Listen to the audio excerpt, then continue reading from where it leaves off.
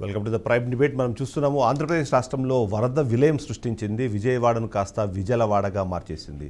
అక్కడ ఎక్కడ చూసినా సరే నీరే కనిపించింది. దాంతోపాటు బురద, ఆ వరద మిగిల్చిన కన్నీళ్ళు అయితే ప్రతి ఒక్కరి కళల్లోనూ కనిపిస్తున్న నేపథ్యం మనం చూస్తున్నాం. అదే పరిస్థితుల్లోనే రాష్ట్రంలోని అధికార పార్టీ కానివ్వండి, విపక్షాలు కానివ్వండి, వాళ్ళకి తోచిన విధంగా వాళ్ళు రాజకీయాలు చేసే ప్రయత్నంలో పూర్తి స్థాయిలో మునిగిపోయారన్నది కూడా ఈ విధంగా చెప్పాల్సిన అవసరం కనిపిస్తుంది. ఓవైపు అక్కడున్న ప్రజలు కానివ్వండి, బాధితులు కానివ్వండి, ఓవైపు ఆపన్న హస్తం కోసం ఎదురు చూస్తోంది.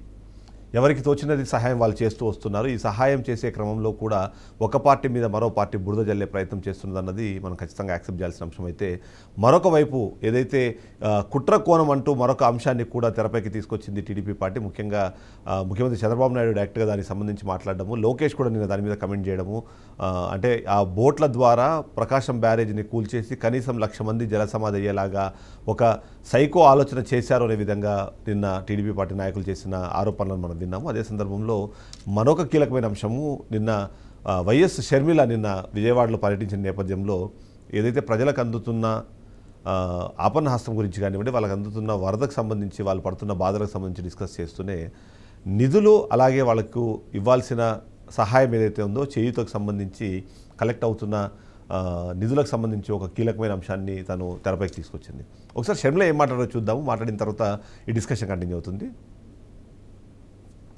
ఇది ఎక్కడ విడ్డూరం అడుగుతున్నాం. చంద్రబాబు గారు డబ్బులు తీసుకోవాల్సింది చిన్నపిల్లల దగ్గర నుంచి కాదు. చంద్రబాబు గారు డబ్బులు తీసుకోవాల్సింది బీజేపీ పార్టీ దగ్గర నుంచి. బీజేపీ పార్టీకి ఆంధ్ర రాష్ట్ర ప్రజలు ఇప్పుడే కాదు, గత 10 సంవత్సరాలుగా అందరు ఎంపీలు ఊడిగలు చేస్తున్నారు. అటు వైసీపీ అయితేనేమి, ఇటు తెలుగుదేశం పార్టీ ఏమి 25 ఎంపీలను బీజేపీ పార్టీ ఎట్లా ఇష్టం వస్తే అట్లా వాడుకుంటున్నారు. మరి ఇప్పుడు చంద్రబాబు గారు డబ్బులు తీసుకోవాల్సింది బీజేపీ పార్టీ దగ్గర కాదా? ఇప్పుడు వసూలు చేయాల్సింది బీజేపీ పార్టీ దగ్గర కాదా? చంద్రబాబు గారిని అడుగుతున్నాం, ఇది పబ్లిసిటీ స్టంట్ కాకపోతే ఏమిటి అంటున్నాం. అంత చిన్న పిల్లలకు పాకెట్ మనీ ఇవ్వడం ఏమిటి? ఆ మనీని మీరు తీసుకోవడం ఏమిటండి? పిల్లలు కాదు కదా డబ్బులు ఇవ్వాల్సింది, పిల్లల దగ్గర నుంచి కాదు కదా మీరు డబ్బులు తీసుకోవాల్సింది. బీజేపీ పార్టీ దగ్గరికి వెళ్లి తీసుకురండి. 10,000 కోట్ల సాయం వెంటనే తీసుకురావాలని చంద్రబాబు గారిని డిమాండ్ చేస్తున్నాం. అంతేకాదు ఈ ప్రజలందరి తరపున డిమాండ్ చేస్తున్నాం, ఒక్కొక్కరికి కనీసం 1,00,000 రూపాయలైనా కాంపన్సేషన్ ఇవ్వాల్సిన అవసరం ఉంది. ప్రభుత్వాన్ని గట్టిగా డిమాండ్ చేస్తున్నాం. ప్రతి ఇంటికి నష్టం జరిగింది, ఆస్తి నష్టం జరిగింది, పంట నష్టం జరిగింది, ఇళ్ల నష్టం జరిగింది.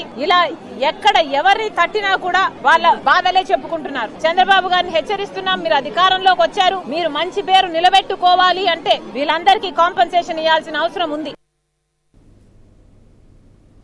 చూస్తున్నాం ఆ విజువల్స్లో కూడా చిన్నపిల్లలు క్యూలో వచ్చి మరి వాళ్ళ దగ్గర ఉన్న పాకెట్ మనీనో లేకపోతే వాళ్ళు ఉన్న కిడ్నీ బ్యాంక్లో ఉన్న ఆ అమౌంట్ను తీసుకొచ్చి దాంట్లో వేస్తున్నారు. వాళ్ళ ఔదార్యాన్ని కంపల్సరీ మనం అభినందించాల్సిన అవసరం ఉంది. అదే సందర్భంలో వాళ్ళు చేస్తున్న సాయానికి నిజంగా చిన్నపిల్లలైనా సరే చేతులు ఎత్తి దండం పెట్టాల్సిన అవసరం అయితే మనకు కనిపిస్తుంది. అదే సందర్భంలో షర్మిల చేసిన వ్యాఖ్యలు, చిన్నపిల్లల దగ్గర నుంచి డబ్బులు కలెక్ట్ చేస్తున్నారు బాగానే ఉంది, కానీ మీరు కలెక్ట్ చేయాల్సిన వ్యక్తులు వేరే వాళ్ళు ఉన్నారన్న విషయంపై తను చర్చించింది. ఆ విషయంపైన మనం చర్చను ప్రారంభిద్దాం. మనతో పాటు లైవ్లో జాయిన్ అయ్యారు సుధాకర్ రెడ్డి గారు, టీడీపీ నాయకులు, అలాగే మనతో పాటు తులసిరెడ్డి గారు కూడా మనతో పాటు మరి కాసేపట్లో జాయిన్ అవుతారు. సుధాకర్ రెడ్డి గారు, డబుల్ ఇంజిన్ సర్కార్ అన్నారు. ఇక్కడ చంద్రబాబు నాయుడుకి సంబంధించిన ఏదైతే టీడీపీ పార్టీ ఇస్తున్న సహాయంతో ఇవాళ కేంద్ర ప్రభుత్వంలో బీజేపీ పార్టీ లేదా ఎన్డీఏ కూటమి అన్నది ఇవాళ కొనసాగుతుందని అందరికీ తెలిసిన విషయమే. చిన్నపిల్లల దగ్గరికి వెళ్ళి తీసుకుంటున్న విషయాన్ని సరే దాన్ని సెటరికల్గా చూడాల్సిన అవసరం అయితే ఖచ్చితంగా లేదు, కానీ వాళ్ళ ఔదార్యాన్ని మనం మెచ్చుకుంటూనే చేయాల్సిన పని, ప్రభుత్వం చేయాల్సిన పని చేయట్లేదన్న ఒక అనుమానం.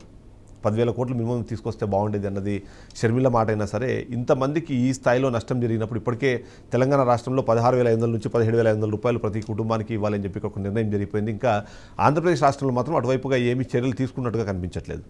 ఎందుకు? బీజేపీ ఎన్డీఏలో మీరు కూటమిలో ఉన్నారు, ఇప్పుడు బీజేపీ అక్కడ అధికారంలో భాగస్వామి అయిన తర్వాత కూడా ఇంకా ఇలా జోలె పట్టి మనం అడుక్కోవాల్సిన పరిస్థితి ఎందుకు ఉందంటారు? సార్ నమస్తే అండి, నమస్కారం. షర్మిల గారి మాటలు వింటే గుడ్డొచ్చి పిల్లని ఎక్కిరించిందన్న చందంగా ఉందండి. అంటే మంచి సామెత మన తెలుగులో. ఆమె అంత గొంతు చించుకొని అరుస్తోంది, ఓ 10,000 కోట్లు తీసుకురండి, ఒక్కొక్కరికి 1,00,000 రూపాయలు ఇవ్వండి, పిల్లల దగ్గర డబ్బు తీసుకోవడం ఏమిటి, ఇవన్నీ ఆమె ఆరోపణలు. ఆమె అనుకుంటుంది ఆరోపణలు. చిన్న పిల్లలు కూడా తాము దాచుకున్న డబ్బును సహాయం చేస్తున్నారు అంటే వాళ్ళలో ఉన్న మానసిక ఔన్నత్యాన్ని, ఔదార్యాన్ని మనం అర్థం చేసుకోవాలి. అంటే విఫలం వచ్చిన ఒక విలయం వచ్చినప్పుడు ఇట్లా విఫల నేతలంతా ఊర్లు తిరిగి విమర్శలు చేస్తుంటే నా వంతు బాధ్యతగా నేను ఈ పని చేస్తానని చిన్న పిల్లలు ముందుకు వచ్చారంటే వాళ్ళను చూసి శర్మిల గారు లేదా వాళ్ళన్న జగన్మోహన్ రెడ్డి గారు ఆ బాధ్యత తలదించుకోవాలని. అంటే మేము అధికారం బీజేపీ కూటమిలో ఉన్నామంటే బీజేపీ పార్టీ డబ్బు ఎందుకు ఇస్తారండి? కాంగ్రెస్ పార్టీ ఏమన్నా అమ్మ శర్మిల గారు మీరు ఎంత ఇచ్చారో చెప్పండి, మీ దగ్గర డబ్బు లేదా, మీ నాన్న అంటే మనం ప్రతిపక్షాల వాళ్ళని విమర్శించడం మేము పనిగా పెట్టుకోవడం లేదు. ఆమె చెప్పేటివన్నీ సొల్లు కబుర్లండి. నాకు కొద్దిగా అంటే మరీ అనకూడదని ఆపేస్తున్నాను. పిల్లలు ఇస్తున్నారు అంటే కేంద్ర ప్రభుత్వం మేము కూటమిలో ఉన్నంత మాత్రాన ఏ రాష్ట్రమైనా అండి ఆ రాష్ట్రానికి మొత్తం డబ్బులంతా తెచ్చిస్తారా? కేంద్రం నిధులు ఇవ్వాలనుకుంటే దానికి ఉన్న పద్ధతులు ఉంటాయి. చూడు, విమానాలు పంపారు, యుద్ధ విమానాలు వచ్చాయి, సహాయ కార్యక్రమాలు చేశారు, కేంద్ర మంత్రి వచ్చారు, చూశారు. ఇప్పుడు ఈ నష్టాన్ని పూడ్చడం కోసం ప్రత్యేకంగా నిధులు ఇస్తారు. ఇవి జరుగుతుంటాయి అంతే తప్ప గతంలో తక్షణ సాయం అని ఒక 500 కోట్లో 1000 కోట్లో సుధాకర్ రెడ్డి గారు అంటే గతంలో తక్షణ సాయం అని చెప్పి ఒక 500 కోట్లో 1000 కోట్లు ఫస్ట్ ఇచ్చిన తర్వాత మీరు పూర్తి స్థాయిలో నివేదికలు మీరు సిద్ధం చేసి ఇవ్వండి. ఆ నివేదికలను బేస్ చేసుకొని ఆ తర్వాత మీకు కూడా తెలుసు కేంద్ర ప్రభుత్వం నుంచి ఒక కమిటీ వస్తుంది, వాళ్ళు చెక్ చేస్తారు. చెక్ చేసిన తర్వాత ఆ నష్టాన్ని వాళ్ళు ఒక్కసారి అంచనా వేసిన తర్వాత ఆ డబ్బులు రిలీజ్ చేస్తారు. అది రెగ్యులర్గా జరిగేది. కానీ ఆ తక్షణ సాయం పైన కూడా ఈసారి కాన్సన్ట్రేట్ చేయలేదు అన్నది చాలా మందిలో ఒక అనుమానం. సరే, చేయగలిగేది పరిధులు ఉంటాయండి. అంటే అక్కడేం లేదు, కేంద్ర మంత్రి గారు సరే ఆ పరిధిలో చేస్తున్నారు. హఠాత్తుగా వచ్చినప్పుడు ఇక్కడ మనం చూడాల్సింది ఆ సమస్య వచ్చినప్పుడు ఆ దుస్థితి నుంచి ప్రజలను బయట పడేయడానికి ఈ రాష్ట్ర ప్రభుత్వం లేదా ఈ రాష్ట్ర ప్రభుత్వాన్ని నడిపిస్తున్న నాయకుడు చంద్రబాబు నాయుడు గారు ఎలా పనిచేశారని చూడండి. 10 రోజులండి ఆయన ఇల్లు వాకిలి వదిలేసి ఆయన కలెక్టరేట్ ని సెక్రటరియట్ గా మార్చుకున్నాడు. తన బస్సునే నివాసంగా చేసుకుని అక్కడే అన్ని స్నానాలు చేసి బట్టలు మార్చుకుని ఉదయం లేచి బురదలో తిరిగి ఆ కుంటల్లో కష్టపడ్డాడు ఆయన. బీజేపీ 10 రోజులు ఆయనతో పాటు చాలా మంది అధికారులు కూడా కృషి చేశారు. చేస్తున్నాం కదండి. ఆ పని విధానాన్ని హర్షించాలి ముందు శర్మిల గారైనా ఎవరైనా. ఇప్పుడు చూడండి, పవన్ కళ్యాణ్ గారు ₹1 కోటి ఫండ్ ఇచ్చారు. ఆ తర్వాత 4 కోట్లు ఒక 40 పంచాయతీలకు ఒక్కొక్క పంచాయతీకి ₹1,00,000 చొప్పున ప్రకటించారు, ఇస్తున్నారు. అంటే ఆయన మంత్రిగా ఇవ్వడం లేదండి, ఒక వ్యక్తిగా ఒక సినీ నటుడుగా ఆయనకున్న సంపాదన నుంచి అంతో ఇంతో ఇచ్చారు. 5 కోట్లు ఇచ్చారు. శర్మిల గారు ఎంత ఇచ్చారు, లేదా జగన్మోహన్ రెడ్డి గారు ఎంత ఇచ్చారు, మిగతా నాయకులు ఇలా అంటే అందరూ ఇవ్వలేం కదా. పవన్ కళ్యాణ్ గారు 5 కోట్లు ఇచ్చారని ప్రతి మంత్రి ఇవ్వగలమా? పవన్ కళ్యాణ్ గారికి ఆ స్థాయి ఉంది, ఆ గుణం ఉంది, ఇచ్చారు. అందరూ గుణం ఉన్నా కూడా స్థాయి లేని వాళ్ళు ఇవ్వలేము కదా. ఇప్పుడు నాకు కూడా ఇవ్వాలని ఉంటది, 100 కోట్లు ఇవ్వాలంటే ఎక్కడ మా ఊరంతా అమ్మితే 50 కోట్లు రాదు. పల్లెటూరు అంతా అమ్మేసి ఇస్తే కూడా ఇవ్వలేము. అమౌంట్ ఎంత అన్నది కాదు, ఆ సాయం చేయాలనే ఆలోచన అన్నది ఇంపార్టెంట్. మీరు అన్నది 100% కరెక్ట్. ఎందుకంటే నిన్న మనం చూసాం, బాబు రాజేంద్ర ప్రసాద్ గారు 7,70,00,000 ఇచ్చారు. సరే, మరి ఆయన ఏ పదవులు అనుభవించారని 7,70,00,000 ఇచ్చారో అన్నది మనకు కూడా తెలుసు. అది ఇచ్చే గుణం అన్నది తప్ప అక్కడ ఎంత అమౌంట్ అన్నది ఇంపార్టెంట్ కాదు. మీరు అన్నమాట 100% కరెక్ట్. బట్ ఏంటంటే ప్రభుత్వంలో ఉన్నప్పుడు, అధికారంలో ఉన్నప్పుడు ఇలాంటివి వాళ్ళ ఔదార్యంతో ఇచ్చేదన్నది మనం యాక్సెప్ట్ చేద్దాం. కానీ మన హక్కుగా రాబట్టాల్సిన విషయాల్లో వెనకబడుతున్నాం అన్నదే మేబీ షర్మిల గారి ఆలోచన అనుకుంటాను నేను. మనతో పాటు లైవ్లో వైఎస్ఆర్సీపీ అధికార ప్రతినిధి మూర్తి గారు, నారాయణ మూర్తి గారు కూడా జాయిన్ అయ్యారు. సుధాకర్ రెడ్డి గారు. సరే, ఇప్పుడు ఆమె ఆలోచన బాగుంది, మేము కూడా అడుగుతామండి. అంటే ఇక్కడ వస్తానే వాళ్ళ జాతీయ నాయకుడు కేంద్ర మాజీ మంత్రి చింతామోహన్ గారు తక్షణం 5,000 కోట్లు అడుగుతారు, 10,000 కోట్లు అడుగుతాడు, ఇంకొక ఆయన 1,00,000 కోట్లు అడుగుతాడు. అడిగిందంతా ఇవ్వలేం కదండి. అంటే నేనేమి బీజేపీని వెనకేసుకు రాలేదు. అక్కడ రాహుల్ గాంధీ గారు ప్రధానమంత్రిగా ఉండుంటే ఆమె ఇప్పుడు ఆ 10,000 కోట్లు తీసుకురాగలదా?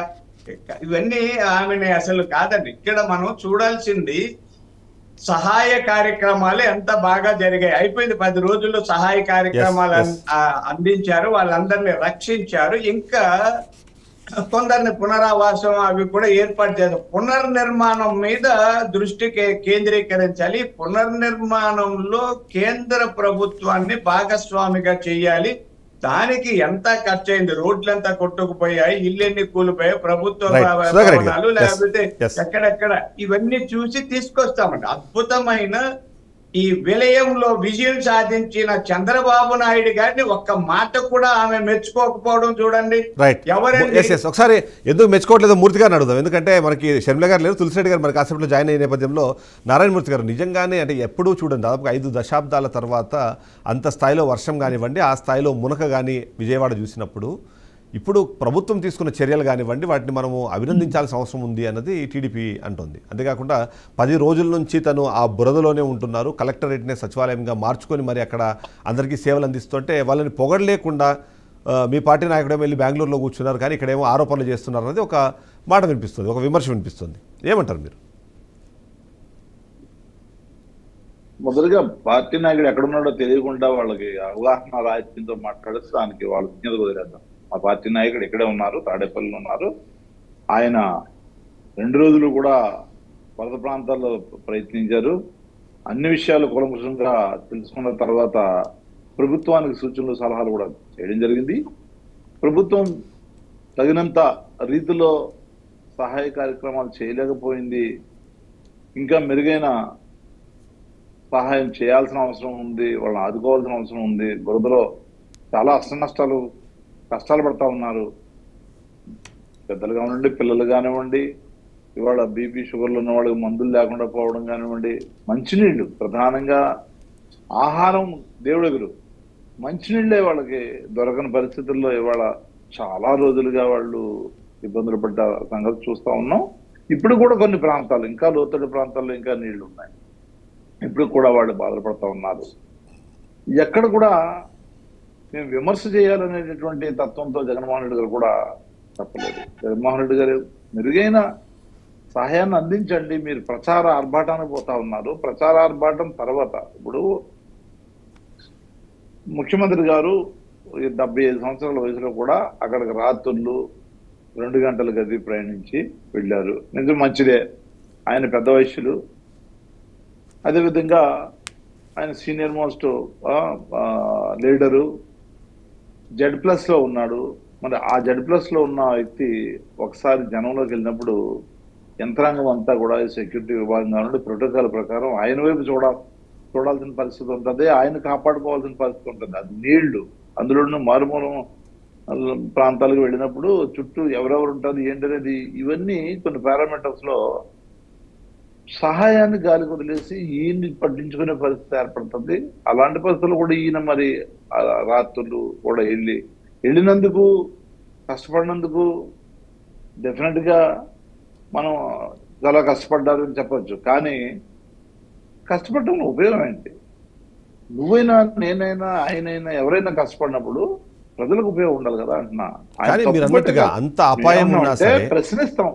అంటే అంత అపాయం ఉన్నా సరే, అంత భయం ఉన్నా సరే తను బయటకు వచ్చారు. ఇప్పుడు నిన్న రిలీజ్ చేసిన దాని ప్రకారం దాదాపుగా 1 కోటి ఆహార పట్లాలని మేము ఇక్కడ సప్లై చేశాము, 1,20,000కు పైగా వాటర్ బాటిల్స్ కానివ్వండి, నీటికి సంబంధించిన సదుపాయాలను మేము అక్కడ కల్పించాము. 25 అంటే 2.5 లక్షల మందికి రేషన్ ఉచితంగా ఇచ్చాము. ఇన్ని కార్యక్రమాలు గవర్నమెంట్ చేస్తుంది. ఈ గవర్నమెంట్ ఈ కార్యక్రమాలు చేయడానికి కారణము చంద్రబాబు నాయుడు అక్కడ ఉండి పర్యవేక్షించడమే అన్నది టీడీపీ పార్టీ చెప్తుంది. ఇవన్నీ అందలేదంటారా ప్రజలకి? ఇది నేను ఏమంటానంటే ఇదే, ఇప్పుడు మనం సమర్థించుకోవాలంటే ఏదైనా సమర్థించుకోవచ్చు. ఇప్పుడు వరద రావాలని మనం కోరుకోము, ఇలాంటి విలేతరణ రావాలని మనం కోరుకోము, రాకూడదు. వచ్చినప్పుడు హెచ్చరిక చేశారా మీరు? వచ్చే ముందు హెచ్చరిక చేసి మీరు పునరావాస ప్రాంతాలకు పంపించారు, వీళ్ళని పంపించలేదు కదా. పైగా వీళ్ళని వెళ్ళడానికి అవకాశం కూడా లేకుండా మీరు ముందు చర్యగా హెచ్చరికలు ఎందుకు చేయలేకపోయారు? ఇవాళ సోషల్ మీడియా కానివ్వండి, మీడియా కానివ్వండి, అడ్వాన్స్డ్ టెక్నాలజీస్ ఉన్నాయి. ప్రతి మనిషికి, ప్రతి సెల్కి కూడా మరి మెసేజ్ పంపించే అవకాశం, వీడియోలు పంపించే, ఆడియో పంపించి, లేదా టెక్స్ట్ పంపించే అవకాశం ఉన్న ఈ రోజుల్లో కూడా మీరు ఆలోచనలు చేయలేకపోయారు. దాని మీద భిన్నంగా 3 అధికారులు, ప్రిన్సిపల్ సెక్రటరీ కూడా మాట్లాడతారు, వెళ్ళమంటే వెళ్తారా వాళ్ళు, మేము వెళ్ళమంటారని చాలా బాధ్యతారాజ్యంగా ఆయన మాట్లాడతారు. ఇంజనీర్ కూడా మాట్లాడారు, ఆయన మేము ఆల్రెడీ చెప్పాము, 24 గంటల ముందే చెప్పాము అని ఆయన మాట్లాడతారు. కానీ అది ప్రజలకు ఎందుకు వెళ్ళలేదు అంటే దీంట్లో కుట్రకోణం దాగి ఉందా అని నేనేమంటానంటే, వీళ్ళు సపరేట్గా ఇంకో విధంగా కుట్ర చేశారని అంట్లా. మీరు బాధ్యతారాహిత్యంగా ఉన్నారు కదా, ప్రజల ప్రాణాలు కదా, మీరు ఎంత బాధ్యతతో ఉండాలి మీరు, రైట్. అది చెప్పాల్సిన అవసరం మీకు ఉంది కదా, ఎందుకు చెప్పలేకపోయారు? అదేవిధంగా కలెక్టర్ విధంగా మాడతారు, మాకు తెలియదు అని చెప్పేసి ఎంత బాధ్యతారాహిత్యంగా మాడతారు. మాకు తెలియదు అని చెప్తే ఎట్లా? అది మాకు అందలేదు సమాచారం అంటే ఎట్లా? ఇప్పుడు ముగ్గురు 3 భిన్నమైన స్టేట్మెంట్లు ఇచ్చి ప్రజల్ని ఎందుకు మభ్యపెడతా ఉన్నారు, కన్ఫ్యూజ్ చేస్తా ఉన్నారు? అంటే సీఎం గారు ఏ విధంగా చర్యలు తీసుకుంటారో భయపడి మీరు ఇలా మాట్లాడుతున్నారా? లేదంటే ఒక అధికారి మాట్లాడాడంటే, సీఎం మాట్లాడినా, అధికారులు మాట్లాడినా, కింద స్థాయిలు మాట్లాడినా ఒకటే లైన్ ఉండాలి. ఎందుకు ఈ లోపం? కాంట్రడిక్టరీ స్టేట్మెంట్స్ ఎందుకు? ఎస్ సుధాకర్ రెడ్డి గారు, ఈ లోపం ఎందుకు వస్తా ఉంది? సమన్వయ లోపం ఎందుకు ఏర్పడతా ఉంది? దీన్ని సరిదిద్దుకోవాలని మేము అన్నాం. రైట్. సుధాకర్ రెడ్డి గారు, ఇక్కడ 2 పాయింట్స్. ఆహారం ఇచ్చారు, ఆహారం ఇచ్చినా కూడా ఇవాళ సోషల్ మీడియాలో చూస్తా ఉన్నాం. మేము చెప్తున్నది కాదు ఇది. ఆహారం కుళ్ళిపోయింది, వాసన వస్తుంది, ఎందుకు పని చేయట్లేదు, బత్తాలు బురదలో చల్లేస్తున్నారు. నిరుపయోగంగా ఎంతో ప్రయాసం గురే ఆహారం తయారు చేస్తాం, కానీ దాన్ని ఉపయోగకరంగా పంచడానికి పద్ధతి ఉంటుంది, దాని యొక్క ఫలితం ఉంటుంది. అట్లాగా ఇష్టం వచ్చినట్టు ఇవాళ ఆ బ్రిడ్జ్ మీద అయితే ఏదైతే సింగనగర్ బ్రిడ్జ్ ఉందో, ఇక్కడ రెండు అంశాలకు మీరు సమాధానం చెప్పాలి. కానీ అక్కడ ఆకలితో అలమడిస్తా ఉన్నారు లోకల్లో.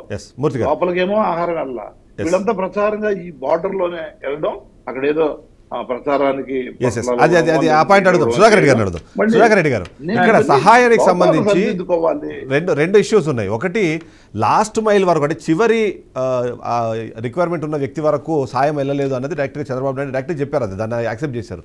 చివరి బుట్టు వరకు మనం వెళ్ళడానికి ఇబ్బంది పడుతున్నాము అన్నది అదొకటి. అయితే ఇలాంటి వేస్టేజ్ ఇవన్నీ అరికట్టడంలో ఉద్యోగులు ఫెయిల్ అవ్వడానికి కారణం ఏంటంటే చంద్రబాబు నాయుడు అక్కడ ఉండడం వల్ల ఆయన సెంట్రిక్గా మొత్తం అధికార యంత్రాంగం మొత్తం పనిచేసింది. గతంలో ఇదే తరహా ఒక మాటని జగన్మోహన్ రెడ్డి కూడా ఇదే మాట్లాడారు. ఆయన వస్తున్నారు, ఆయన చుట్టూ జనాలు చేరుతున్నారు, వాళ్ళు ఫోటోలు దిగుతున్నారు, విజువల్ తిరిగేసిన తర్వాత ఆయన వెళ్ళిపోతున్నారు అనే విధంగా ఒక ఆరోపణ కూడా చేసే ప్రయత్నం చేశారు. సో లాస్ట్ మైల్ వరకు తీసుకెళ్లడంలో ప్రభుత్వం విఫలం చెందిందా అన్న ఒక అంశం కానివ్వండి, దానికి కారణము ఈ ప్రచార ఆర్భాటము లేకపోతే ప్రచార యావా అనే ఒక వైసీపీ వాళ్ళ మాటని ఎలా చూడాలంటారు? సార్, అంటే నారాయణమూర్తి గారి భావాలని నేను స్వాగతిస్తానండి. ఆయన బాధ ఆవేదన కూడా అర్థం చేసుకుంటాం. ఎవరమైనా ప్రజలు సమస్యల్లో ఉన్నప్పుడు వాళ్ళకి సేవలు అందించాలి, కొంతగా ఆదుకోవాలి. అయితే ప్రచార ఆర్భాటం అన్నది నా ఉద్దేశంలో అంత పొరపాటని అనిపిస్తారు. అంటే ఎవరమైనా ప్రచారం ఎవరు చేస్తారండి? ఇప్పుడు మీరు మీడియా ఉన్నారు, ఈ డిబేట్ పెట్టడం వెనక మీకైనా చంద్రబాబు నాయుడు గారు చెప్పారా? మీ ఛానల్ ఉంది, మీరు ప్రజలకు అండగా నిలవాలి, బాధ్యత తీసుకొని సమాజం ఎలా ఉంది, రాష్ట్రం ఎలా ఉంది, ప్రభుత్వం ఎలా ఉంది, ప్రతిపక్షం ఎలా ఉంది అని సమాచారాన్ని ప్రజలకు అందించే బాధ్యత మీది. మంచి జరిగినా చూపిస్తారు, చెడు జరిగినా చూపిస్తారు. అలాగే రకరకాల ఛానల్స్ ఉన్నాయి, సోషల్ మీడియా ఉంది, వాళ్ళందరూ ఆ ప్రచారాన్ని చేయకుండా ఎలా ఆపగలమండి?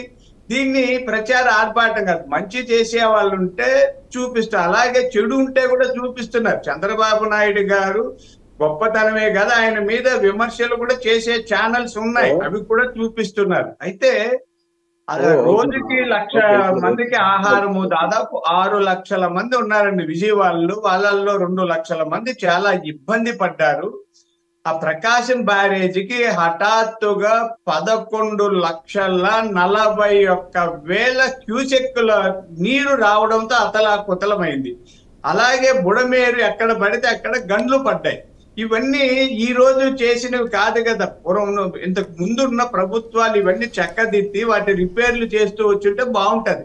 అరిగిపోయిన టైర్లతో కారు మాకిచ్చి ఇది పంచర్ కాకుండా మీరు ఎందుకు జాగ్రత్త తీసుకోవాలంటే టైర్లు అరిగిపోయినాయండి. అంత గొప్ప డ్రైవర్ డ్రైవింగ్ చేస్తూ నెమ్మదిగా పోయినా ఒక చోట చిన్న గులకరాయి దాని కింద పడినా టైర్ బరస్ట్ కావచ్చు, పంచర్ కావచ్చు. అంటే అంత డొక్కు చేసి ఇచ్చేశారు ఈ రాష్ట్రంలో ఎక్కడ కూడా. కానీ ఇప్పుడు ఇక్కడ మీరు అన్న పాయింట్ నేను జస్ట్ అంటే దానికి కంటిన్యూషన్ లో క్వశ్చన్ అడుగుతాను. ఎందుకంటే వరద సాయానికి సంబంధించి డిస్కస్ చేయమన్నా మీరు చెప్తోంది పాత ప్రభుత్వం మీదనే అప్పులు చేసేయారు కాబట్టి నాకు కొత్తగా అప్పులు పుట్టట్లేదు అన్నది చంద్రబాబు నాయుడు చేసిన వ్యాఖ్య. ఇప్పుడు మీరేమో ఈ మొత్తం అంతా ఏదైతే గన్లో లేకపోతే ఆ బుడమేరు వాగుకు సంబంధించి ఆక్రమణలు ఏవైతే ఉన్నాయో వాటన్నిటికీ కారణం గత ప్రభుత్వం అంటారు. మీరు అలా గత ప్రభుత్వం మీద చెప్తున్నంతసేపు మీరు అంటే దాన్ని యాక్సెప్ట్ చేయలేని పరిస్థితుల్లో అయితే ఆ సమస్యల నుంచి ఆటంకాల నుంచి బయటపడలేని పరిస్థితుల్లో ఇంకా ఆగిపోయారన్న అనుమానం చాలా మంది వస్తుంది. మళ్ళీ దానికి సమాధానం చెప్పాల్సిన అవసరం కూడా లేదు సార్. మీరు అన్నది తెలుసండి, అంటే చిన్న చిన్న పొరపాట్లు జరగకుండా ఎక్కడ ఏ ప్రభుత్వంలో ఉండదు. కాంగ్రెస్ సీనియర్ నాయకులు తులసిరెడ్డి గారు మనతో పాటు లైవ్ లో జాయిన్ అయ్యారు. కొద్ది వైఫల్యమైన మాట నిజమే. అధికారులు మనం అందరూ చంద్రబాబు నాయుడు గారి లాగా పని చేయలేరు. అధికారులంతా రాత్రి బౌలు అక్కడ పని చేయమంటే చేయలేరు. చేయగలిగే వాళ్ళు చేశారు. ఇప్పుడు మంత్రులు కూడా నిమ్మల రామనాయుడు గారు అక్కడే ఉన్నారు, అక్కడే తిన్నారు, కాలువల్లో తిరిగాడు, ఆ బురద నీళ్ళతో చేతులు కడుక్కున్నారు, అన్నం తిన్నారు, ఇవన్నీ చేశారు. చేయగలిగినంత చేశామండి. హఠాత్తుగా సంభవించే ఈ ఉపద్రవాలని, ప్రమాదాలని అంతా ఎవరు అంచనా లేదు. ఇంతకు ముందు వర్షాలు వస్తున్నాయి, వరదలు వస్తున్నాయి, ఇలా 11,41,000 క్యూసెక్కుల నీళ్లు వస్తాదని ఎవరైనా ముందు అంచనా వేయలేమండి. అంటే వర్షం వస్తాదని చెప్తారు, కొద్ది ఎక్కువ వర్షం ఉండొచ్చు, ఉధృతంగా ఉండొచ్చు, జల్లులు పడితే ఇలా చెప్తారు. కానీ నదులు లేదా ఈ బ్యారేజీలు ఒకసారి తులసిరెడ్డి గారు మనతో పాటు లైవ్ లో జాయిన్ అయ్యారు. తులసిరెడ్డి గారిని ఒకసారి తన అభిప్రాయం తీసుకుందాము. ఇక్కడ తులసిరెడ్డి గారు, ఎందుకంటే 2 రకాల విషయాలపైన మనం డిస్కస్ చేయాలనుకుంటాం. ఒకటి, ప్రజలకు అందిన సాయం సరిపోతుందా, ఆ సాయం ఎంత అందించినా సరే ఖచ్చితంగా వాళ్ళు ఎంతో కొంత అసంతృప్తితో ఉంటారు అన్నది మనం అందరం యాక్సెప్ట్ చేయాలి. ఎందుకంటే వాళ్ళని సంతృప్తి పరిచే స్థాయిలో ఏర్పాటు చేయడం అనేది కష్టసాధ్యమైన విషయం. అది ఒకటైతే, రెండోది డబుల్ ఇంజిన్ సర్కార్ అన్నారు. అటు ఎన్డీఏలో భాగస్వామిగా టీడీపీ ఉంది, ఇటు ప్రభుత్వంలో బీజేపీకి సంబంధించిన నాయకులు ఉన్నారు. వీళ్ళున్న తర్వాత కూడా ఇప్పటి వరకు తక్షణ సాయం పేరుతో కానీ, లేకపోతే మీరు డిమాండ్ చేసినట్టుగా జాతీయ విపత్తుగా ప్రకటించడంలో దీన్ని ఫెయిల్ అయ్యారు అనే ఒక ఆరోపణ అయితే వినిపిస్తుంది. దాని తగ్గ నిన్న షర్మిల చేసిన వ్యాఖ్యలు కూడా ఏంటంటే, మీరు తీసుకురావాల్సింది చిన్నపిల్లల కిడ్నీ బ్యాంకులో నుంచి కాదు, కేంద్ర ప్రభుత్వపు బడ్జెట్లోంచి అని మరొక మాట మాట్లాడారు. ఈ మూడింటి మీద విశ్లేషణ. ఫస్ట్ ఆఫ్ ఆల్ వచ్చేసి, చిన్నప్పుడు పెద్ద బాల శిక్షలో చదివిన ఒక నీతి కథ జ్ఞాపకం వస్తా ఉంది. చాకలి, కుక్క, గాడిద. కుక్క పని కుక్క చేయాలా, గాడిద పని గాడిద చేయాలా? కుక్క పని గాడిద చేసి ఏమైంది? చాకలికి నిద్రాభంగమైంది, బడితే పూజ చేశాడు, అది చచ్చింది. కాబట్టి నాయకుడు అనేవాడు పనులు చేయించాలా, సిబ్బంది చేత పనులు చేయించాలా. ఒక సింబాలిక్గా అన్నప్పుడు ఒకవేళ అందొచ్చు. కానీ అదే పనిగా వచ్చేసేసి నేనేం చేస్తా అంటే, నాయకుడు చేయించాలా, సిబ్బంది చేయాలా? రాజు వచ్చేసి సైన్యాన్ని నడపాలా, సైనికులు యుద్ధం చేయాలా? కాబట్టి ఇక్కడ అది చంద్రబాబు గారి కాన్సెప్ట్ కరెక్ట్ కాదని నా అభిప్రాయం. మరి ఒక సింబాలిక్గా వచ్చేసి ఓకే, నాయకుడు కూడా కొంచెం ముందుండి అంతవరకు సింబాలిక్గా ఉపయోగపడుతుంది. కానీ ఇంకా 10 రోజులు అన్నీ ఉంటే అది పెద్ద ఘనకార్యం అనిపించుకోదు. అది నాయకుని లక్షణం కాదనేది నా అభిప్రాయం. రాజు కానీ, నాయకుడు కానీ, ముఖ్యమంత్రి కానీ చేయాల్సిన పని అది కాదు. అది నంబర్ 1. రెండవది, లిఖాయా 10 పేజ్ లిఖాయా లేకిన్ అండాయా అని చిన్నప్పుడు ఏదో చెప్పేవాళ్ళు స్కూల్లో. రాశాను 10 పేజీలు రాశాను, ఆఖరికి 0 మార్కులు వచ్చాయని. ఇది ఇక్కడ ఇటీవల సరే నష్టం అంటే ఇంకా వరదలు వచ్చినాక ఉండొచ్చు. కానీ ప్రాణ నష్టం వచ్చేసి ఇటీవల కాలంలో, గతంలో టెక్నాలజీ లేని రోజుల్లో, వాతావరణ శాఖ ఆ స్థాయిలో లేని రోజుల్లో నష్టం గతంలో ఎక్కువ జరిగేది. కానీ ఇటీవల కాలంలో ఆస్తి నష్టము ఇవి జరుగుతున్నాయి, కానీ ప్రాణ నష్టం చాలా నివారిస్తున్నారు. కానీ 46 మంది చనిపోయినారు. అంటే చిన్న ప్రాణ నష్టం చిన్నదేం కాదు. ఇప్పుడున్న టెక్నాలజీలో అది చాలా ఎక్కువ అన్నమాట. వచ్చేసి మిగతా ఆస్తి నష్టం వచ్చేసి ఇంకా మనసైనాక నివారించలేము. ఇక మూడవది వచ్చేసి, వరదలు వచ్చినప్పుడు 4 స్టేజ్లు ఉంటాయి. 1 రెస్క్యూ, 2 రిలీఫ్, 3 రిహాబిలిటేషన్, 4 రెస్టరేషన్. ఈ 4 దశల్లో స్టేజ్ బై స్టేజ్ రావాలా. ఇక్కడ రెస్క్యూ ఆపరేషన్ అంటే ముందు ఇమ్మీడియట్గా ప్రమాదంలో ఉండే వాళ్ళను, ముంపు బాధితులను, లోతట్టు ప్రాంతాల వాళ్ళను వచ్చేసి సురక్షిత ప్రాంతాలకు వాళ్ళను చేరవేయడం అనేది అది రెస్క్యూ ఆపరేషన్. ఇప్పుడుండే టెక్నాలజీ వచ్చేసి గత నెల 28వ తారీఖునే వచ్చేసి వాతావరణ శాఖ హెవీ రెయిన్స్ అని చెప్తా ఉంది. కాబట్టి ముందు జాగ్రత్త చర్యలు తీసుకోవడంలో డెఫినెట్గా ఫెయిల్ అయిపోయింది. దీంట్లో ఇప్పుడు టెక్నాలజీ వచ్చేసి, అందులో సిబ్బంది కూడా వచ్చేసి మనకు మాండలిక వ్యవస్థ ఉంది, దాని కింద గ్రామ పంచాయతీలు ఉన్నాయి, దాని కింద గ్రామ వార్డు సచివాలయాలు ఉన్నాయి, దాని కింద వార్డు మెంబర్ వాలంటీర్స్ ఉన్నారు. కాబట్టి ఇప్పుడున్నటువంటి సిబ్బంది కానీ, టెక్నాలజీ కానీ, కాబట్టి ప్రాణ నష్టం కాపాడంలో వచ్చేసి ముందు జాగ్రత్తలు తీసుకోకపోవడంలో ఖచ్చితంగా 100% వైఫల్యం చెందింది. దాంట్లో నో డౌట్ అట్ ఆల్. అది జగన్ మీదనో, అంతకుముందు ప్రభుత్వాల మీదనో. ఈయన కూడా 14 ఏళ్ళు ముఖ్యమంత్రిగా ఉన్నాడు. సమైక్య ఆంధ్రప్రదేశ్లో బుడమేరు ఉంది, ఇప్పుడు బుడమేరు ఉంది.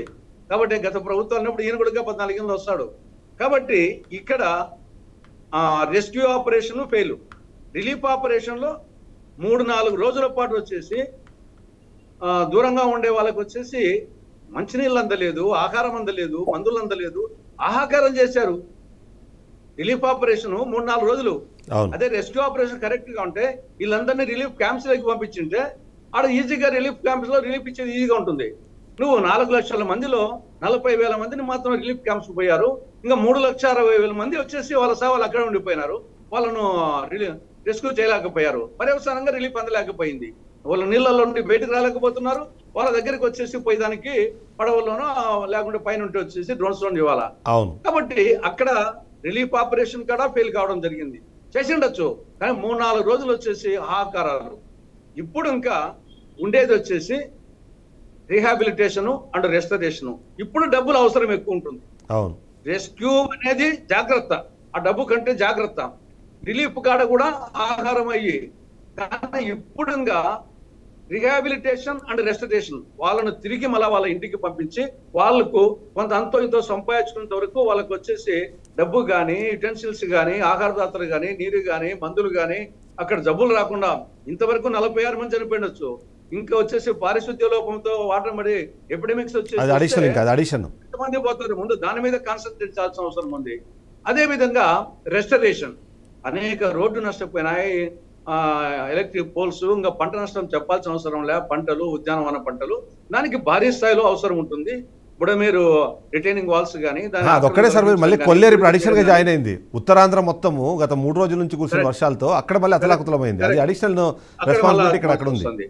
కాబట్టి ఇక్కడ ఇది ఒక ఇష్యూ అయితే, సహాయ కార్యక్రమాలకు డబ్బు ఎక్కడ అనేది దీనికి 3 రకాలు.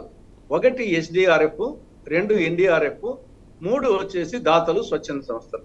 ఇది ప్రకృతి వైపరీత్యాలు వచ్చినప్పుడు, అటు భూకంపాలు కానీ, కరువు కానీ, వరదలు కానీ, సైక్లోన్స్ కానీ వచ్చినప్పుడు ఈ యొక్క సహాయాలు వచ్చేసి 3 విధాలుగా ఉంటాయి. 1 వచ్చేసి NDRF, national disaster response fund, SDRF, state disaster response fund, స్వచ్ఛంద సంస్థలు, దాతలు. సరే, స్వచ్ఛంద సంస్థలు, దాతలు అది వచ్చేసి ఒక మానసికమైనటువంటి సమాజంలో ఉన్నటువంటి ఒక మంచి కల్చర్కు అది ఉంటుంది. కానీ ఎంత ఇస్తారు వచ్చేసి ఇస్తే, కానీ ఇక్కడ కేంద్ర రాష్ట్ర ప్రభుత్వాలే ఆదుకోవాలి మెయిన్ గా. ఇక్కడ SDRF వచ్చేసి ఇది 5 years కు సంబంధించి ఒక్కొక్క రాష్ట్రానికి ఆ రాష్ట్రంలో ఎటువంటి ప్రకృతి వైపరీత్యాలు రావచ్చు అనేది బేస్ చేసుకుని గతంలో ప్లానింగ్ కమిషన్ ఇచ్చేవాళ్ళు. ఇప్పుడు నీతి ఆయోగ్ వాళ్ళు ఒక్కొక్క రాష్ట్రానికి SDRF కింద ఇంతని కేటాయిస్తారు 5 ఏళ్లకు ఒకేసారి.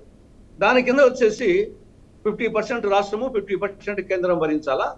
దానికి కేంద్ర ప్రభుత్వం వాళ్ళు ఇవ్వాల్సిన డబ్బు 2 installment ఇస్తారు. కాబట్టి అది ఆ డబ్బు SDRF డబ్బు వచ్చేసి రాష్ట్ర ప్రభుత్వం ఉంటుంది.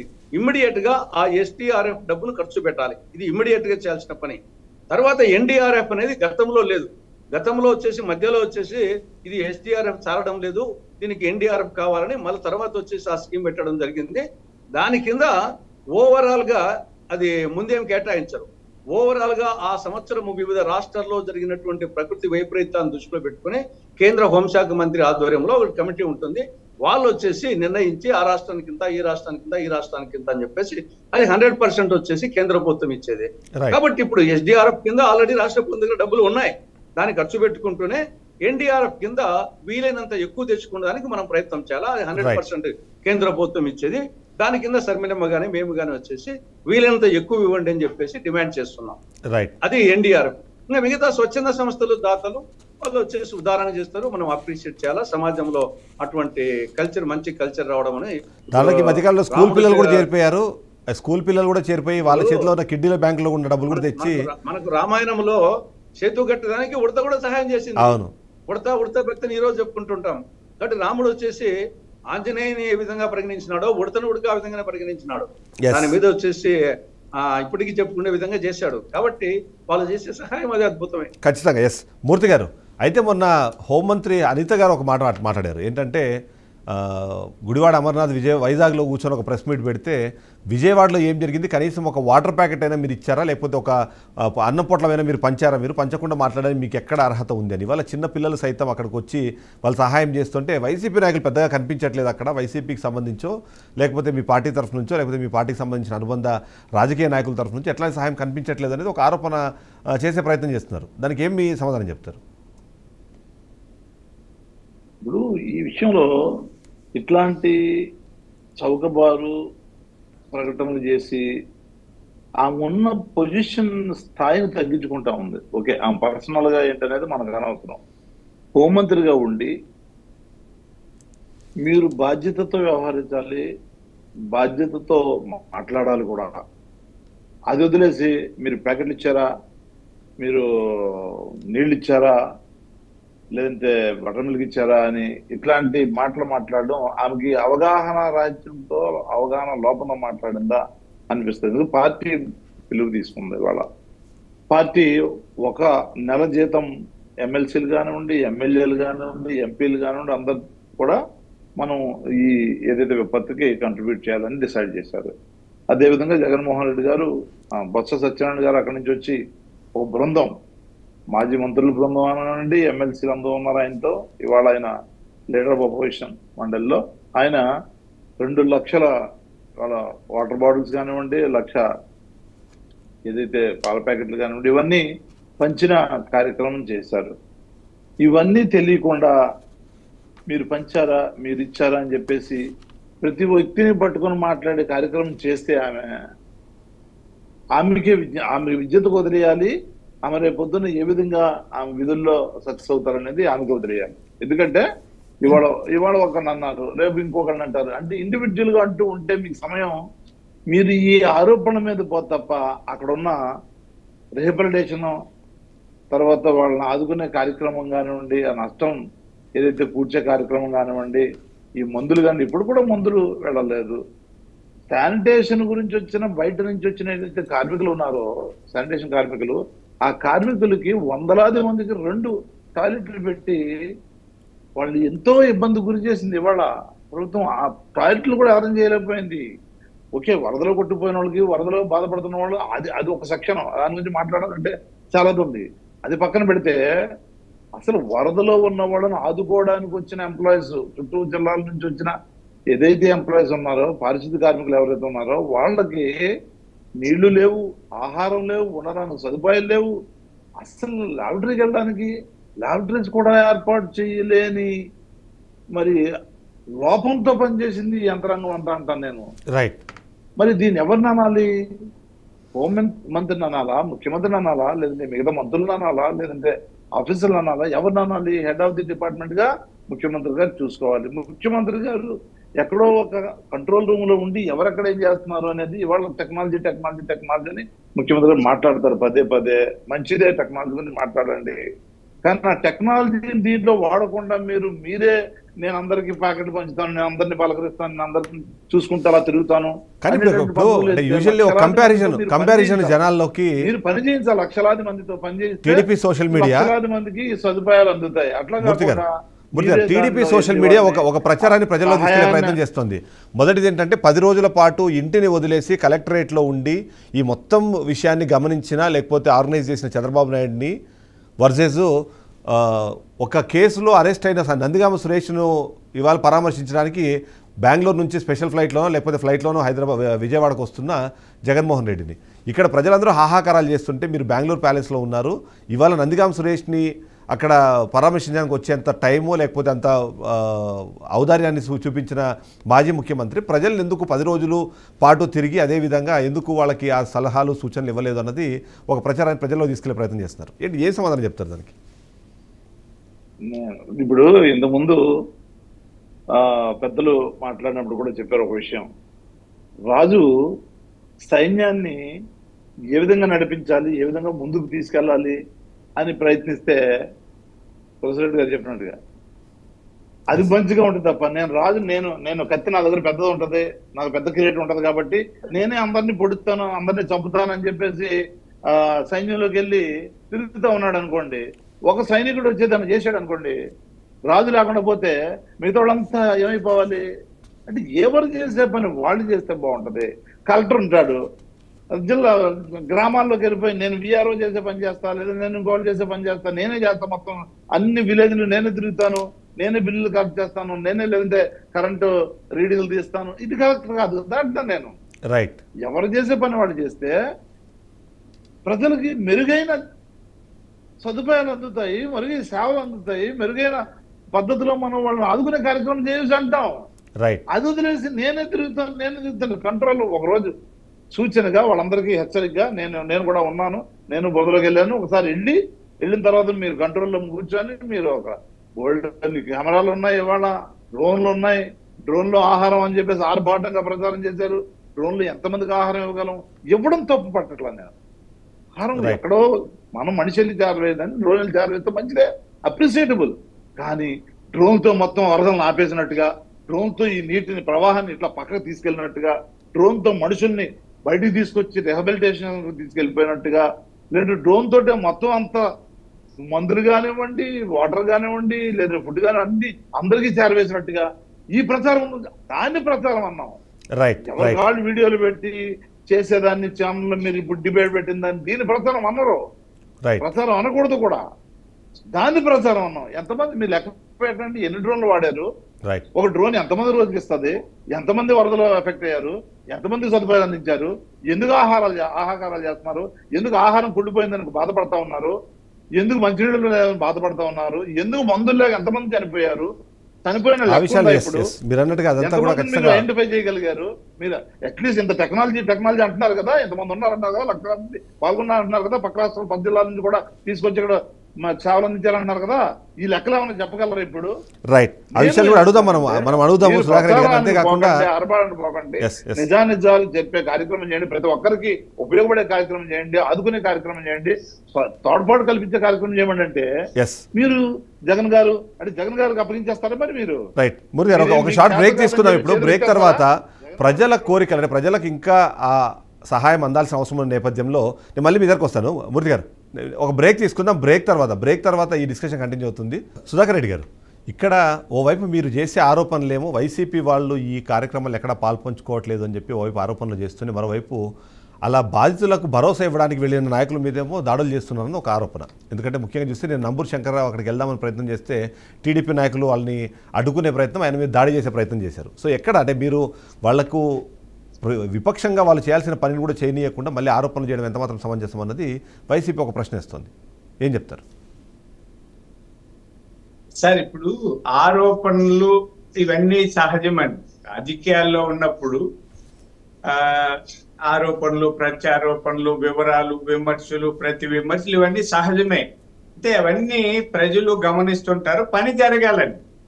నేను ఎందుకంటే పెద్దవారు మా తులసిరెడ్డి అన్న గారు, ఆయన అంటే నాకు చాలా గౌరవం, చాలా చక్కగా చెప్పారు. ఇప్పుడు ఆయన భావాలన్నింటినీ మేము స్వీకరిస్తామండి. ఆయన పెద్ద వ్యక్తి, ఆయనని కామెంట్ చేసే స్థాయి కూడా కాదు ఇక్కడ ఎంతున్నా. అయితే చిన్న అంటే చెప్పాలనుకుంటాను, లీడర్షిప్ లో చాలా లీడర్షిప్స్ ఉంటాయండి.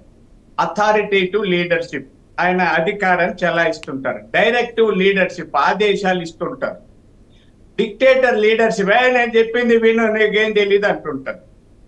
డెమోక్రటిక్ లీడర్షిప్, అందరి అభిప్రాయాలు తెలుసుకొని చేస్తుంటారు. పార్టిసిపేటివ్ లీడర్షిప్ అని ఇక్కడ అంటే ఇంకా ఉన్నాయి. ఈ లీడర్షిప్ అంటే ఒక్కొక్క నాయకుడికి ఒక ప్రత్యేకమైన లక్షణాలు ఉంటాయి. ఉదాహరణకి చెప్తా, అంటే తులసిరెడ్డి అన్న గారు కూడా బాగా, ఇప్పుడు రాజశేఖర రెడ్డి గారి దగ్గరికి వెళ్తే వాట్ సుధాకర్ అని భుజం తడతారు.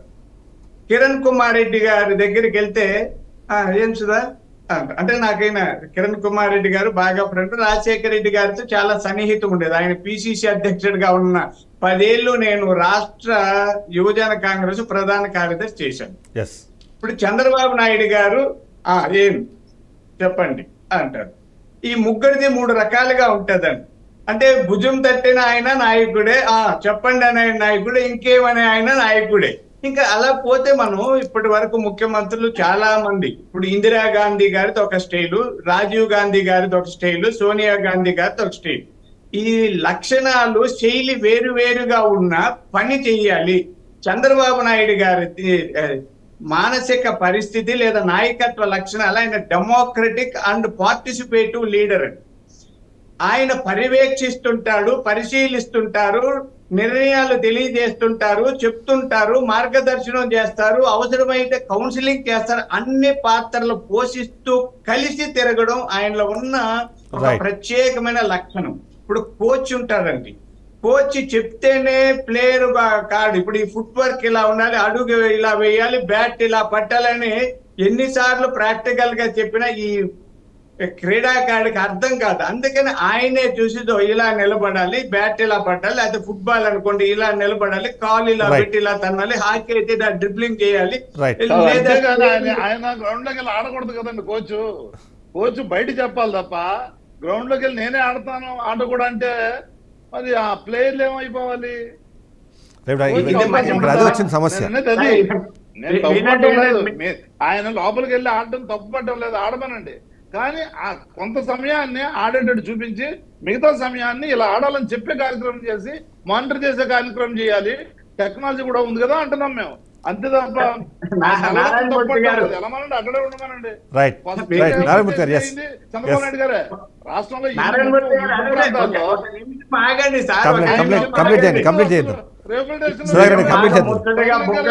బాగున్నాయి అంతగానే కొంచెం అంటే లక్షణాలు చెప్పక ముందే మీరు అక్కడికి వచ్చేదండి. అది ఆ తర్వాత కెప్టెన్ ఉంటాడండి, ఆడుతూ ఉంటుంటాడు. అవసరమైన చోట కోచ్ లాగా నేర్పిస్తారు, మరొక చోట టీం కెప్టెన్ లాగా ఆడుతాడు, ఆ తర్వాత తన బాధ్యత నిర్వహిస్తారని చెప్పడానికి మీరు అక్కడికే ఆగి. ఇప్పుడు అంటే మీకే చెప్తే ఇప్పుడు జగన్మోహన్ రెడ్డి గారి స్టైల్ వేరండి. ఆయన ఎక్కడ రారు, అది మీకు తెలుసు, అందరికీ తెలుసు. ఆయన ఎప్పుడు వస్తారో తెలియదు. ఆయన డిఫరెంట్ అండి. మీది, మా లక్షణం మాది.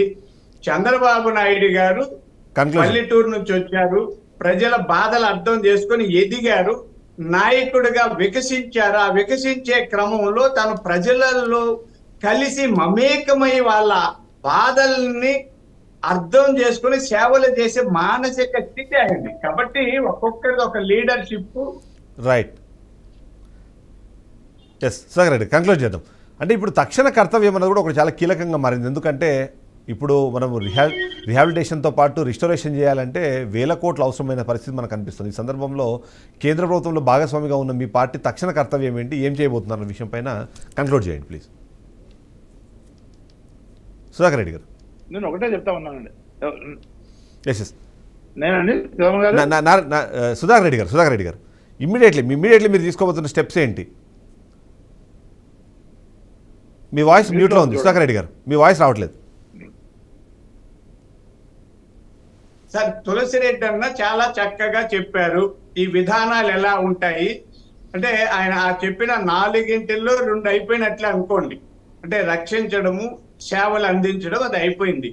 ఇంకా పునరావాసం జరుగుతూ ఉంది, పునర్నిర్మాణం చేయాలి.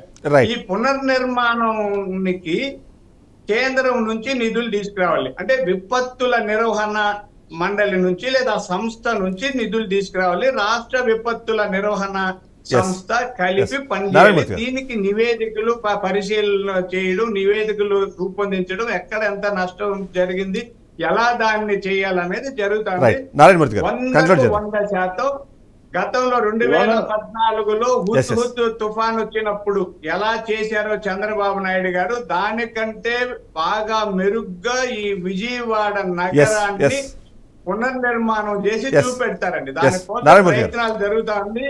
కేంద్రం నుంచి నిధులు తీసుకొస్తాం, ఆయన వదిలిపెట్టాము, ఎవరు వదలము, చంద్రబాబు గారు చెప్తున్నారు. ఎందుకంటే ఇప్పటికీ ప్రజలు ఇంకా అక్కడ బాధల్లో ఉన్నారు, కష్టాల్లో ఉన్నారు అనేది కనిపిస్తూనే ఉంది. ఇప్పటికి కొన్ని ఏదో జరుగుతున్నాయి, ఏది ఫ్రీగా డ్రై క్లీనింగ్ చేస్తామని కొంతమంది బయటకు వచ్చి వాళ్ళు అంటున్నారు. ఆ రిపేర్లు చేసే వాళ్ళు కూడా కొంతమంది బయటకు వచ్చి మాట్లాడుతున్నారు. ఇన్సూరెన్స్ కంపెనీలు కూడా దానికి ఏదో కొద్దిగా లీనియన్స్ ఇవ్వాలని కోరుతున్నారు. అయితే ఇక్కడ తెలంగాణ రాష్ట్రంలోనేమో 16,000 నుంచి 17,500 రూపాయలు ఇవ్వాలని ఒక నిర్ణయం తీసుకుని ఇప్పటికే దానికి సంబంధించి ప్రకటన చేసింది. ఆంధ్రప్రదేశ్ రాష్ట్ర ప్రభుత్వం కూడా ఒక 25,000 దాకా ఇవ్వాలి అనే ఒక నిర్ణయం తీసుకుంటున్నట్టుగా ఇప్పటికైతే వార్తలు ఉన్నాయి. అంటే నష్టపోయిన వాళ్ళందరికీ అవి సరిపోతాయా? నారాయణమూర్తి గారు.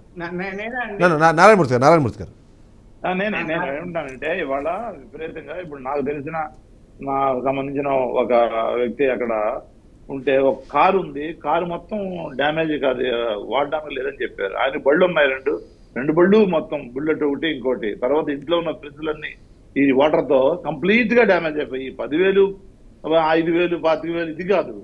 అసలు ఎంత నష్టం జరిగిందో వీళ్ళు చూడాల్సిన అవసరం ఉంది. ఎందుకంటే వాళ్ళు పొట్టకూటు కోసం ప్రతిరోజు పనిచేసి బతికే వీళ్ళు ఏదో కష్టపడి ఇన్స్టాల్మెంట్లు అది కొంటే ఇప్పుడు ఇన్సూరెన్స్ లేదు, దాన్ని రిపేర్ చేయాలంటే కానని చెప్పేశారన్నారు తీసుకెళ్తే అక్కడికి మెకానిక్. నేనేమంటానంటే వీటన్నింటినీ ఒరిజినల్ గా ఎంత డ్యామేజ్ అయింది అని తీసుకొని దాని మీద మీరు ఎంత ఇస్తున్నారు అనే దాని మీద పోకపోతే మాత్రం ప్రజలు చాలా నష్టపోతారు. అదే తులసిరెడ్డి గారు చెప్పినట్టు 4 బాగానే చెప్పారు తులసిరెడ్డి గారు, కానీ ముందు ఒకటి మర్చిపోయారు.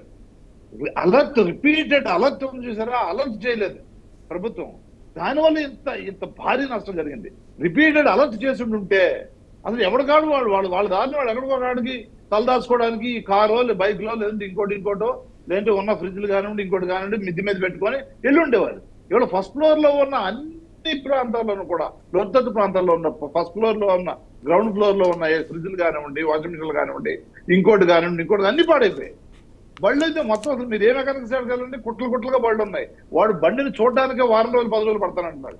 అదే కార్లు కూడా వాడిని కారు ఎంత డ్యామేజ్ అని చెప్పడానికే 10 రోజులు పడుతుంది పరిస్థితి ఇవాళ. దాని మీద సీరియస్ గా వీళ్ళు దృష్టి పెట్టకపోతే మాత్రం ఈ ప్రజలకు తీరం నష్టం, ఆత్మహత్యలు చేసుకునే పరిస్థితి ఏర్పడుతుంది. వేరే విషయం, లేదంటే మాత్రం ఆత్మహత్యలు చేసుకునే పరిస్థితి అంత భారీ నష్టం. ఆరోపణలన్నీ వదిలేసి దీని మీద మీరు ఫోకస్ చేయండి. దయచేసి వాళ్ళని ఆదుకోండి, మెరుగైన వాళ్ళకి సదుపాయాలు కల్పించండి, మెరుగైన సహాయం చేయండి, వాళ్ళని బతికే విధంగా చూడండి. మీరు వాళ్ళ బతుకుల గురించి ఆలోచించండి. తులసిరెడ్డి గారు, యూజువల్లీ అంటే కేంద్ర ప్రభుత్వంలోనూ రాష్ట్ర ప్రభుత్వంలోనూ ఒకే పార్టీ కానీ లేకపోతే ఒకే కూటమి అధికారంలో ఉన్నాడు ఒక అడ్వాంటేజ్ అయితే డెఫినెట్లీ ఉంటుంది. సో అడ్వాంటేజ్ని ఇవాళ టీడీపీ ఎలా ఉపయోగించుకోవాలంటారు? కేంద్ర ప్రభుత్వం నుంచి వీలైనంత ఎక్కువ నిధులు తీసుకొని రావాలి అంటే ఎలాంటి కార్యాచరణతో ముందుకెళ్తే బాగుంటుంది అన్నదంతా మనం కంక్లూడ్ చేద్దాం ప్లీజ్. కుటుంబాలకు జరిగిన నష్టంతో పోలిస్తే ఎంత సహాయం చేసినా తక్కువే. అది కేంద్ర ప్రభుత్వము, రాష్ట్ర ప్రభుత్వము, స్వచ్ఛంద సంస్థలు, దాతలు ఎంత చేసినా తక్కువ అవుతుంది. కానీ ఏదైనా సరే వీలైనంత ఎక్కువ సహాయం చేయడానికి ప్రయత్నం చేయాలా. ఆ నేపథ్యంలో కేంద్ర ప్రభుత్వం పాత్ర ఎక్కువగా ఉంటుంది. ఇటువంటి పరిస్థితుల్లో రాష్ట్ర ప్రభుత్వంకు లిమిటెడ్ SDRF ఉంటాయి. ఇంకా రాష్ట్ర ప్రభుత్వం దగ్గర అనేక సమస్యలు ఉంటాయి కాబట్టి నిధులు అందులో ముందు ప్రస్తుత పరిస్థితుల్లో ఆర్థిక ఇబ్బందులు ఉన్నాయి కాబట్టి కేంద్ర ప్రభుత్వం ఇతోధికంగా ఆదుకోవాల్సిన అవసరం ఉంది. కాబట్టి NDRF కింద వీలైనంత ఇలా ఆల్రెడీ రాష్ట్ర ప్రభుత్వం యొక్క ప్రాథమిక నిధివే దగ్గర 6,687 కోట్లు ఎంత నష్టం జరిగిందని చెప్పారు. కాబట్టి అది ఇంకా ఫైనల్ రిపోర్ట్ విషయంగా ఎక్కువైతుంది. కాబట్టి కేంద్ర ప్రభుత్వము NDRF కింద వీలైనంత సహాయం చేస్తూ మిగతా అనేక విధాలుగా బ్యాంకుల ద్వారా, తర్వాత ఇన్సూరెన్స్ కంపెనీల ద్వారా, ఆ విధంగా వచ్చేసి ఇప్పుడు కార్లకు వచ్చేసి వాళ్ళు ఇన్స్టాల్మెంట్స్ కట్టాలా, ఇట్లా కొన్ని ఉంటాయి. కాబట్టి డాక్టరా సంఘాలు వచ్చేసి వాళ్ళు ఇన్స్టాల్మెంట్స్ పేమెంట్స్, ఇట్లా బ్యాంకుల ద్వారా ఆర్థిక సంస్థల ద్వారా చేసే సహకారం ఎక్కువగా ఉంటుంది. డైరెక్ట్ ఇచ్చే సహకారము ప్లస్ ఇండైరెక్ట్ సహకారము. కాబట్టి వీలైనంత దాన్ని వచ్చేసి కేంద్ర ప్రభుత్వము చేయాలా. రాష్ట్ర ప్రభుత్వము ఆ మార్గాలు ఇంకా అన్వేషించాలి, కొత్త మార్గాలు కేంద్ర ప్రభుత్వం నుండి ఏ విధంగా మనం వచ్చేసి సహకారం ఇచ్చిన అవకాశం ఉంది చేసి దీనికి అన్ని పార్టీలు కూడా మీడియా అన్ని పార్టీలు సహకరించాలి. కాబట్టి ఇప్పుడు ఫేజ్ అయిపోయింది కాబట్టి ఇప్పుడు సుధాకర్ రెడ్డి గారు చెప్పినట్టు రెస్టరేషన్ అండ్ రిహాబిలిటేషన్, రెస్టరేషన్ ఈ 2 పాయింట్ల కాడ ఎక్కువ ఖర్చు అవుతుంది. కాబట్టి ఇక్కడ ఇతోధికంగా కేంద్ర ప్రభుత్వం ఆదుకోవాల్సిన అవసరం. Right. Thank you very much Tulasi Reddy garu, thank you very much Sudhakar Reddy garu, thank you very much Narayana Murthy garu. ఓవరాల్గా చూస్తే మాత్రం ఇవాళ ఆంధ్రప్రదేశ్ రాష్ట్రం నిజంగానే ప్రతి ఒక్కరి సహాయాన్ని కోరుకుంటుంది. ఆ సహాయాన్ని ప్రతి ఒక్కరు దాతలు ముందుకు వచ్చి ఇవ్వాలని కోరుకోవాల్సిన పరిస్థితి ప్రతి ఒక్కరిలో ఉంది. అదే సందర్భంలో కేంద్ర ప్రభుత్వం నుంచి రావాల్సిన నిధులకు సంబంధించి కొద్దిగా స్ట్రింజెంట్గా వ్యవహరిస్తేనే మంచిది. ఎందుకంటే దాదాపుగా ఇప్పటికే 6,800 కోట్ల దాకా నష్టం జరిగిందని ఒక అంచనా ఉంది. కానీ బట్ 10,000 కోట్లు దాటే అవకాశం ఉందనే అంచనాలు వినిపిస్తున్న నేపథ్యంలో వీలంత ఎక్కువ ఫండ్స్ కేంద్ర ప్రభుత్వం కూడా ఆంధ్రప్రదేశ్ రాష్ట్రానికి ఇవ్వాలని కోరుకుందాం. అంతేకాకుండా అదే పరిస్థితి తెలంగాణ రాష్ట్రంలో కూడా ఉంది. కాబట్టి 2 రాష్ట్రాలకు కేంద్ర ప్రభుత్వం పెద్ద మనసుతో వీలైనంత ఎక్కువ సాయం చేయాలని కోరుకుంటూ మనం కూడా అది ఆశిద్దాం. ఇది వాళ్ళ రేపటి మళ్ళీ కలుద్దాం. స్టేట్